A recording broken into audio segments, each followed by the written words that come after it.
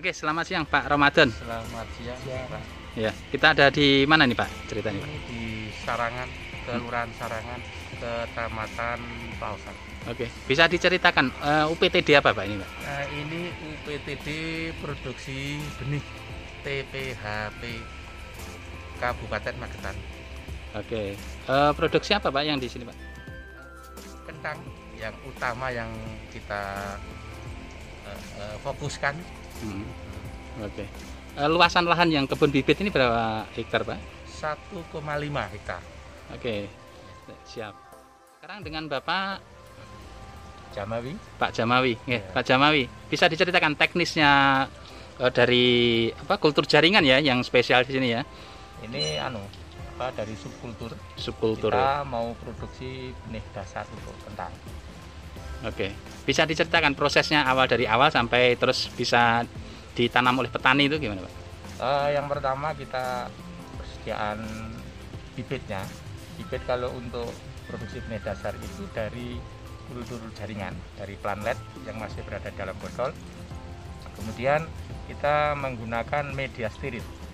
Media yang kita pakai adalah pupuk kandang plus kokopit. Kokopit itu dari serbuk sabut kelapa. Kemudian disterilkan dengan perbandingan 1:2. 1 pupuk kandang, 2 kokopit. Disterilkan dengan cara di stem atau dikukus dengan lama 4 jam dihitung dari titik D. Kemudian dimasukkan ke dalam bed medianya, disiram seperti biasa. Kemudian baru kita keluarkan planlet itu dari dalam botol, kemudian kita bersihkan dari media botolnya, kemudian baru kita tanam. Dipelihara di dalam screen selama 3 minggu.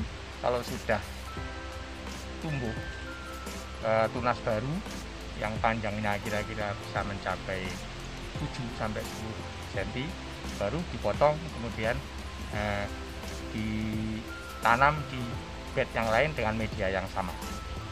Kemudian setelah umur dipelihara sampai umur 70 hari ini baru bisa dipanen, kemudian ya diperlakukan seperti bibit kentang yang lain. Oke, siap. Kemudian dari hasil planlet budidaya di bed ini kita dapatkan benih dasar. Dari benih dasar nanti kita akan tanam lagi di screen sebelah yang besar. Oke. Itu ditanam di tanah diusahakan juga sebersih mungkin. Kemudian hasil dari sana nanti akan kita dapatkan benih pokok. Nah, dari benih pokok nanti akan kita tanam kembali di luar screen, di tanah biasa, kita hasilkan benih sebar. Nah, dari benih sebar inilah nanti akan kita lepas untuk ditanam oleh petani. Oke, siap. Jadi untuk kapasitas produksinya selama 1 kali proses berapa jumlahnya? Kalau untuk yang benih dasar ini selama ini kita dapatkan sekitar 12 sampai 18.000 knol sekali produksi, karena kapasitas screen kita hanya segitu. Kemudian kalau untuk yang benih pokok itu berkisar antara 16 sampai 25.000 knol. Kalau yang untuk benih sebar itu berkisar antara 2 sampai 4 ton. Oke, jadi sementara ini yang menggunakan bibit dari PTD ini dari mana aja Pak? Petani dari mana Pak? Yang kebanyakan petani karena yang memungkinkan untuk produksi kentang itu hanya di sekitar lereng Gunung Lawu. Itu dari di Kelurahan Pausan sendiri, di Pedukuhan Singolangu, kemudian dari daerah Ngancar, desa Ngancar. Oke, siap. Dadi. Oke, siap. Terima kasih. Selama ini gimana tanggapan dari petani sendiri setelah menggunakan bibit dari UPTD ini gimana? Alhamdulillah. Kebanyakan gimana? Jadi dari petani tidak pernah ada komplain, bahkan bibit kita selalu dicari. Jadi bibit kita masih di areal pertanaman ini biasanya sudah dipesan oleh petani. Oke, jadi animo masyarakat cukup tinggi ya? Alhamdulillah lumayan tinggi. Untuk kapasitas dalam arti kan mungkin masih sedikit ya. Dengan kapasitas petani sendiri yang menanam kentang sendiri di Kabupaten Magetan mencukupi atau masih perlu penambahan lagi, Pak? Masih perlu penambahan. Saya kira masih kurang banyak. Saya kira mereka juga mendatangkan bibit dari luar. Oke, siap. Terima kasih. Oke, terima kasih, Pak. Sama-sama. Ya, di sini kita melihat semacam bed ya. Apa? Ya, ya.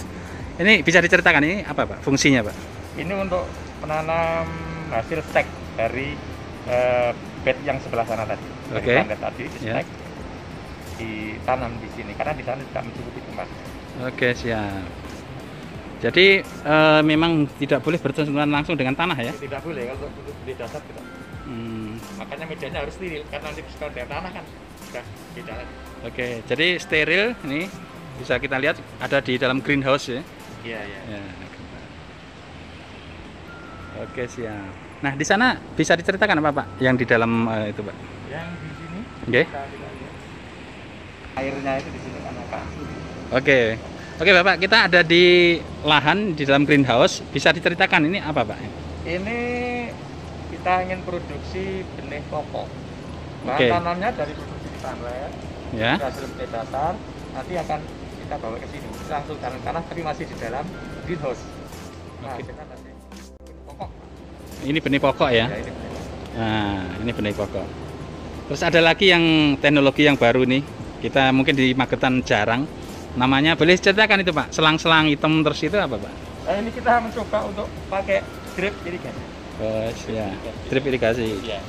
Irigasi tetes. Ya, sederhana lah, ya. Sederhana. Oke. Karena ini untuk menghemat air. Oke, siap.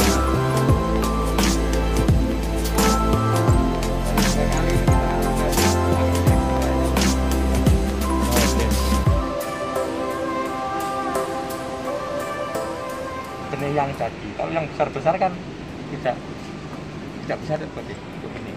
Oke. Jual konsumsi. Oke. Kalau produksi secara keseluruhan ya bisa sampai 8 ton.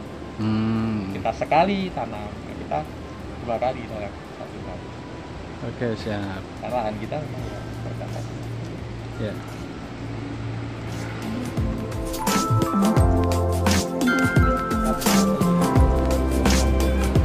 Besar lagi mereka sudah nggak mau. Oke. Kan belinya mereka kiloan, kalau besar isinya hanya sedikit. Oke. Siap. Satu besar telur itu bisa isi 12 sampai 14. Kalau yang gede ini mungkin isi 6. Mereka. Ya, oke.